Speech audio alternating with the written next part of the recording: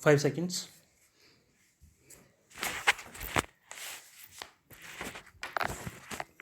Start. That apart, it is his submission that the agreement between the parties is determinable in nature. Therefore, no interim relief as prayed for by the petitioner can be granted. In support of his submission, he has referred to Article 22(2)(a), which provides for termination for cause or breach which could be during the lock-in period or after the lock-in period, and Article 25(3), which provides for termination by the respondent without cause after the lock-in period. He also stated that the remedies sought by the petitioner are statutorily prohibited under Section 14B, Section 14D, read with Section 41E of the Specific Relief Act. He relied upon the judgment in the case of Marriott International Incorporation and others versus Ansal Hotels Limited and another. Learned opposing counsel also meets the argument of learned counsel with regard to section 202 of the Contract Act to contend that there is no agency coupled with interest in favor of the petitioner. According to him, section 202 of the Contract Act applies only to an agency created for the purpose of giving security for an existing interest, and not where the alleged interest of the agent arises after the creation of the agency itself. According to him, in the present case, the agreement was not created to secure any existing interest of the petitioner. In this regard, he relied upon the judgment in the cases of Harbans Singh versus Shanti Devi, Delhi 649. He stated that the petitioner has no purported lien on the hotel under section 221 of the Contract Act.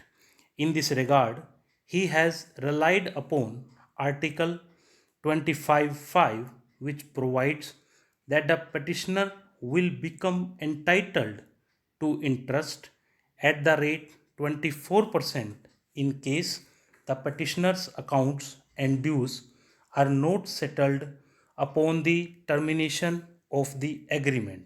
Further, section 221 is applicable only in respect of an amount due to the agent. There is a serious dispute amongst the parties as to whether any amount is due to the petitioner from the respondent or vice versa.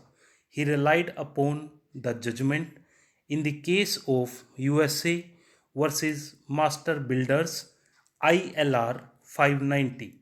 According to him, it is a settled law that an agent cannot exercise any lien under section 221 of the Contract Act. This is a settled law under the Act, allowing the petitioner to exercise such a purported lien on the respondent's hotel would virtually bring to an end the respondent's business. In this regard, he relied on the judgment in the cases of Southern Roadways Limited and Ramprasad versus State of MP 1969 3 SCC 24. In rejoinder arguments, the learned counsel would submit that the plea of appellant counsel that the present petition is not maintainable is totally misplaced.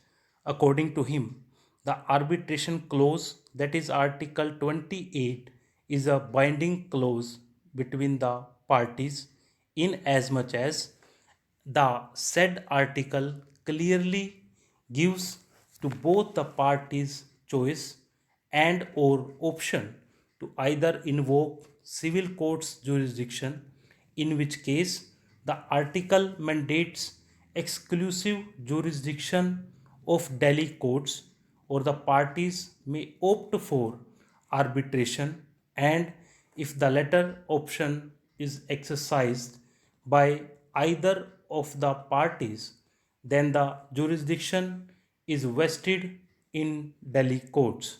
The clear wordings of the article are that either party shall be entitled to choose either one or the other remedy, and the one does not fetter the other. With this intention in mind, the relevant article uses the word or. Accordingly, the arbitration clause in terms of the Article 28 amounts to a binding arbitration agreement vesting in both the parties an option to either invoke the jurisdiction of the civil court or to invoke arbitration. In support of its submission, he refers to the judgment in the case of Sundarban Marine Products Private Limited and others versus Waterbase Limited and others 2017-14 SCC 182. Having heard the learned counsel for the parties and perused the record, the first issue which is required to be decided is whether there is a binding arbitration clause in the agreement for this petition to be maintainable under Section 9 of the Act of 1996. The submission of learned counsel is the agreement clearly gives a choice to the parties either to invoke civil court's jurisdiction or to opt for arbitration, whereas the submission of appellant counsel is otherwise. To answer this issue, it is necessary to first reproduce the relevant clause regarding dispute resolution.